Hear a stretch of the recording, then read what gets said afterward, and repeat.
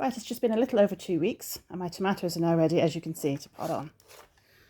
What I use are these seed trays with the drip tray underneath, all these little pots. You can use what you have. This is what I have. So these are all potted on here now. Here's pink ones, the Bulgarian pink. I did have some other ones sown, so that's good.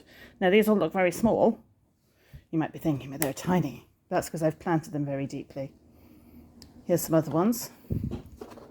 These are the St. Pierre ones, we'll get to them in a minute. But this here is the rest of the Bulgarian pink tomatoes that didn't fit in the seed tray. Just to show you, you can use just pots and plant them like that. And this is the rest, would you believe, of the giant, raspberry giant tomatoes. I hope they do a better job of living up to their name.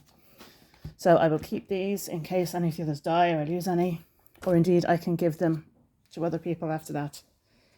Now, to show you about the St. Pierre tomatoes, this is how well they've come on. Big, big, tall tomatoes, and I've buried them like this. Now, I'll show you now how to do that. The ones I'm working on at the moment are these raspberry vintage tomatoes here. These ones this side. These I'll leave and let them grow on another little bit. But here's the job for today.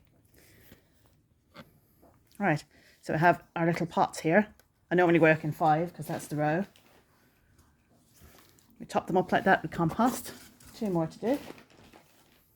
There we go. So they have a little, like a little ice cream cone.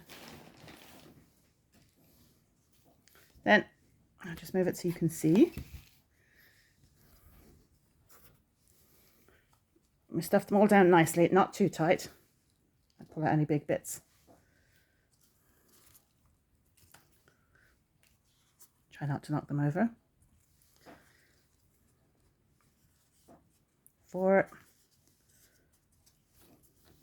And then 5. Now I have them on this little sandwich bag actually, but it was a sandwich bag I used when I didn't have a lid to propagate the habanero peppers.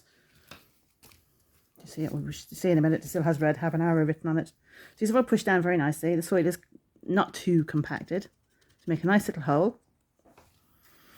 We come along here now, so I have 5. So we'll take our tomatoes and I'll dig out 5 tomatoes with a spoon. Again, use what you have. So that's 1, 4 there, and number 5. Just kind of pull it out of the loose soil. So now you get that back end of your spoon. Just leave it so you can see. Tomato, it's got a little bit of a root on it. Put it in the hole and push down on the root ball. You're pushing soil only, never directly the plant, because if you push the plant, it's obviously so tiny, you'll break it. So now you can see there's an extra bit of room left in that for more soil. So we'll hold the tomato plant as steady as we can, but gently. Put in soil. And I like to call it putting it to bed. You're burying it up to its neck as far as you can and tuck it in all nicely. There's a little bit of room left around the edge for water. That's 1 done. So again, make sure it's nice. Nice big hole. Worry it round a little bit. And then we just, all these are stuck all together. That's fine. You can just gently separate them. Put your tomato down in and push on the soil around it nearly. Sometimes they go in better than others. Don't force the issue or you'll break your plant. Nice and gently. Soil on the top. And away you go. Now I'll do 1 more. Hole. Tomato plant. There we go. Push down in. Cover up your hole and then use this spilled soil here just to top it up nicely. There we go. 3 tomatoes. Now then, obviously I normally work with 5, so we'll wipe off the pot nicely. Put it out of the way for now. Remove those. I can take this bag here like this and just back into the compost with it goes. You can actually see there it was from the habanero, red habanero. So we have our 3 plants here now.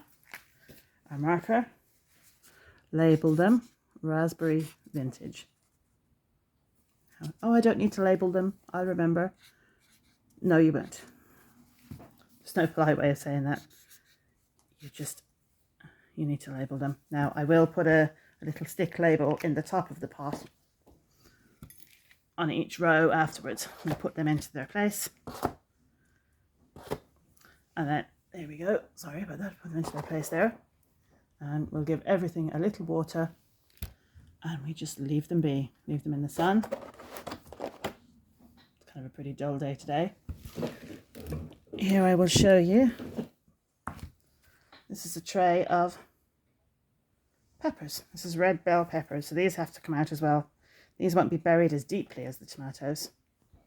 I'll do 2 now. We do it in these extra 2 pots. So we take out the best plant. I mean, you are going to accidentally break some. Some of them won't be as strong as others. So there you go, look. I've broken that one. Bending with my big spoon. So here's one. There's nice leaves. And 2. There's a nice bit of root on that one as well. So again, it's the same principle. Put your hole, I'll move these now out of the way. Put your hole, pepper plant in, just use the root to push down, not as much. And that stands a little bit taller then than the tomato. Put the soil around. And there's your pepper. Once more, hole, it's the plant, put the plant in. This really could not be simpler. It just takes practice to not break the plants. Case in point, I grabbed the wrong lump there. But there you go, there's soil around. Now you will break some. You'll have it in lovely and then you just smush it over. But you know, we have plenty.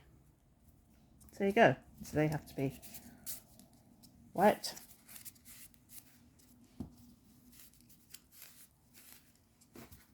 And labelled. Red bell pepper.